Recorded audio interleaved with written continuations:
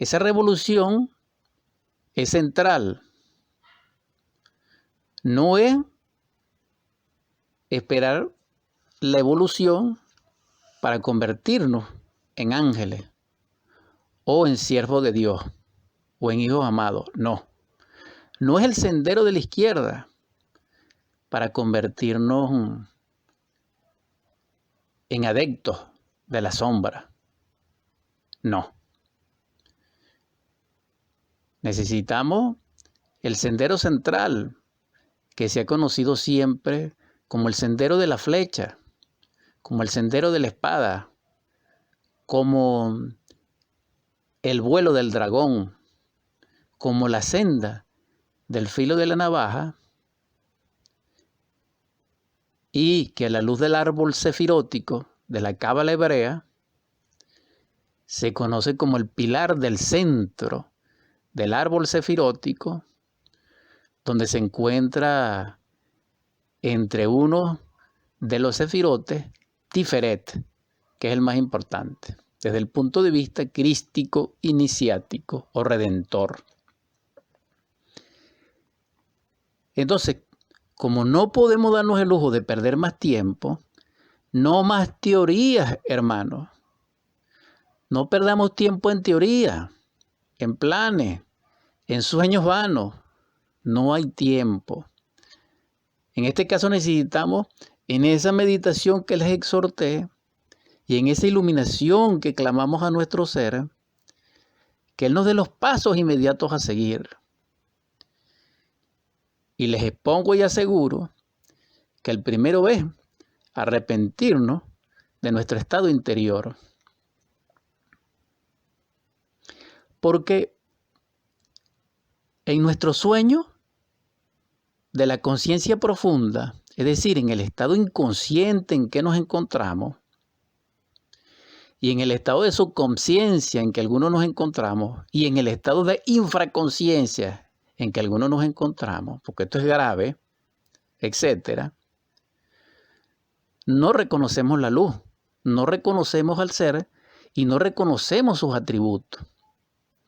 Por eso en el panorama actual mundial, todo es crueldad, egoísmo y desamor. En síntesis. Entonces, ¿cuál es el sendero? El amor.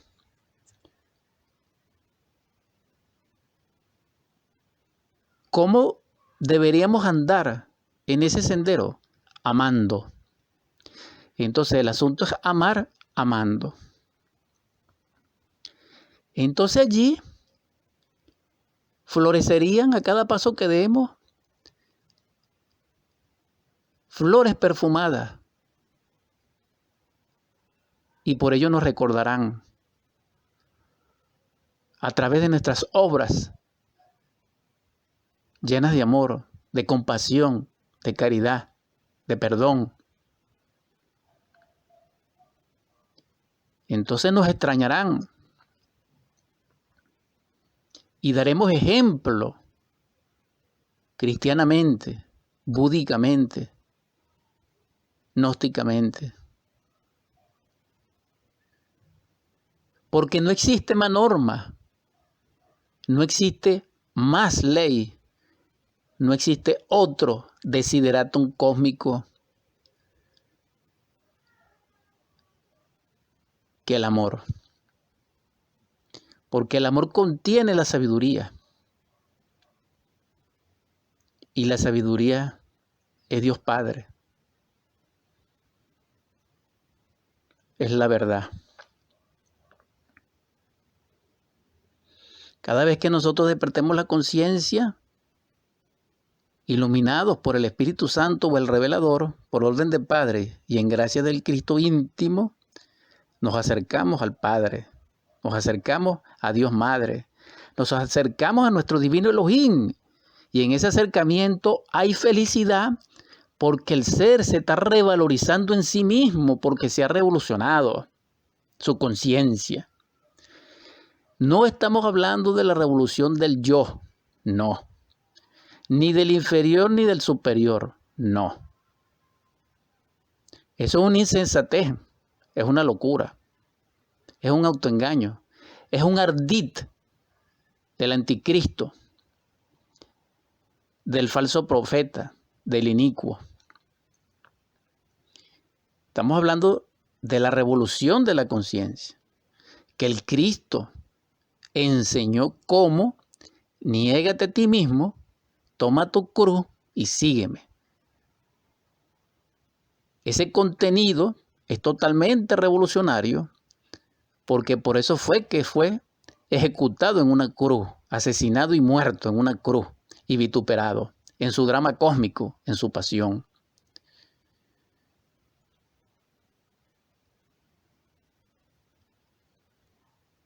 Si él no fuera enseñado los 3 factores de la revolución de la conciencia, crístico, públicamente, con su vida, nosotros estuviéramos perdidos porque el pacto no se fuera realizado.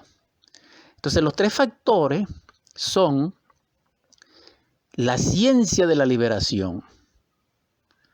Para que un humanoide se convierta en hombre, que idénticamente e internamente es igual a un ángel, necesita trabajar sobre sí mismo con los 3 factores de la revolución de la conciencia.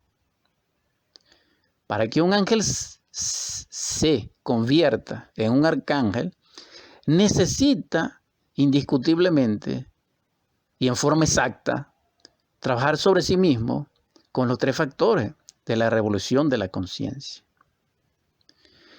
Quien desconoce los 3 factores de la revolución de la conciencia, quienes, conociéndola por información y no trabajan con esos 3 factores de la revolución de la conciencia, no solamente fracasan como humanos, sino que son, de hecho, condenados en sí como fracasados porque no lo lograron. ¿Quién dirige los 3 factores de la revolución de la conciencia en forma objetiva, en forma exacta, real? La conciencia. No el ego, no el yo, no la personalidad. No. La conciencia, ella en sí misma, es la divina Sofía. Es Pistis Sofía, que a través de los eones se arrepiente y clama a su Cristo íntimo para que logre salvarla. Y esto es algo extraordinario, maravilloso. Cuando la esencia, hermano, hermana, que hay en ti, que es parte de tu real ser interior profundo, aunque está condicionada por el ego, comprende en sí misma, por gracia del Padre y por un shock externo, es decir, por un evento externo, y ella se reconoce a sí misma y puede apreciar el estado en que se encuentra, de desolación, de perdición, embotellada, en errores, en defectos, en enfermedad, en miseria, en engaño, en ilusión, en pasión, siendo pura, siendo parte de Dios, ella se arrepiente. Y al reconocerse en ese estado, es asistida por una parte superior del ser. Y ella es copartícipe del ser en ese caso y se nutre, se alimenta, se fortalece y comienza la revolución de la conciencia porque ella comprende que no es el ego, ella comprende que no es la mente, ella experimentó que no es la personalidad, ni que es el tiempo, ni que es una familia, ni es una raza. Comprendió que las creencias no lo llevan a uno al ser. Ni la evolución, ni la involución lo llevan al ser. Comprendió en forma dolorosa, instantánea, de que está sola, porque nadie le ayudará en su camino revolucionario hacia su padre. Y entonces ella será fiel a su padre y le amará profundamente con toda la fuerza de sí misma. Y en esa entrega, en esa obra, logrará la autorización íntima del ser, la integración del ser, la cristificación. Exhorto a los hermanos y a las hermanas que me escuchan reflexionar sobre su vida,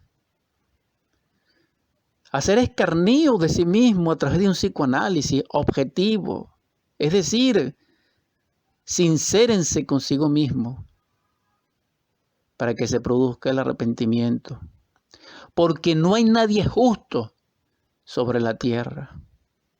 Solamente el Cristo, Yeshua ben Pandirá, es uno, o el más perfecto de los justos. Y nosotros no lo somos. Entonces, reflexionemos, arrepintámonos y vamos a andar el amor amando. Paz inverencial. En el nombre del Cristo, por la caridad universal y de acuerdo a la ley, a ti, Logos divino, que eres nuestro Redentor y Salvador, gracias por la vida, gracias por la salud, gracias por todo, Señor, lo que me aporta, especialmente por la belleza. Gracias. Te ruego y te suplico que doquiera donde hay un enfermo abatido por el dolor, derrame sobre él tu espíritu de sanación. Para tu gloria, divino Logos. Te ruego que donde haya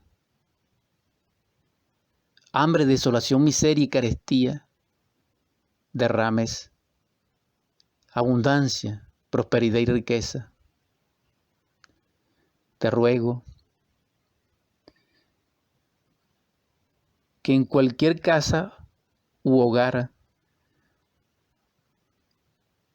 donde reine el grito, el divorcio, la separación, el engaño, la traición, la violencia, el miedo, la desesperanza, derrame sobre ellos, Señor, tu espíritu de amor, de paz, de conciliación, de esperanza, de belleza. Donde reine, Señor, la Sagrada Familia, la felicidad y la dicha infinita, el beso santo que es el ósculo y el abrazo mutuo, la sonrisa, la esperanza. Te imploro también, Señor, que despiertes en nosotros el amor que hay en ti, que es el amor verdadero, para que amemos a nuestros niños, para que juguemos con ellos, para que le proporcionemos belleza, para que así amemos a nuestros jóvenes, les orientemos, les fortalezcamos, les consolemos, para que así también podamos amar a nuestros ancianos, para rendirles honor, como está escrito en la ley y en la palabra, como lo dijiste, honrar a nuestros padres, con ese amor, Señor, porque si no, ¿cómo? Y en ese amor, Señor, atenderles, sanarles, acompañarles.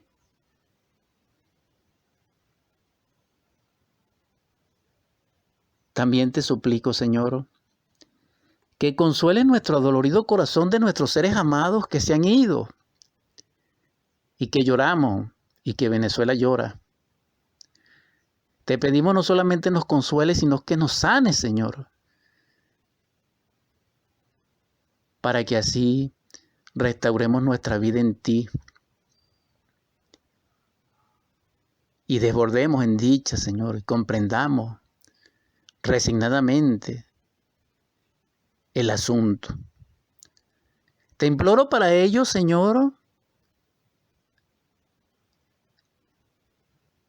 que les proporciones sus necesidades y en tu gracia aportándoles la satisfacción, especialmente en libertad, en protección. Y si pueden volver, Señor, en tu voluntad.